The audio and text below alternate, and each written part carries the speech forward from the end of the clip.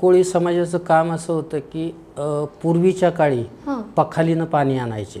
हां. एक पखाल म्हणजे रेड्याच्या पाठीवर कातडीनं बनवलेली कातडीचं, हां. पखाल असायची. हो हो ते पाणी असायचं आणि ते जे मोठमोठे वाडे असतील, देशमुखाचा वाडा असेल, ब्राह्मणांचा वाडा असेल किंवा देऊळ असेल, तर त्या पखालीनं पाणी त्या रस्त्यावर टाकायचे की जेणेकरून धूळ उडू नये सकाळी सकाळी. आणि मग दुसऱ्याच्या घरी पाणी भरणं वगैरे तो प्रकार होताच, पण लग्नामध्ये मेन पाणी भरणं हे त्याचं काम होतं.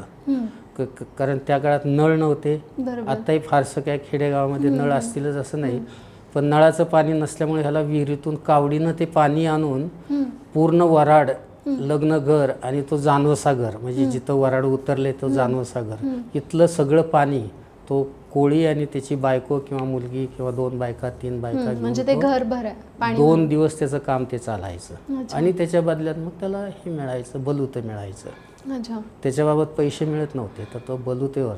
हां.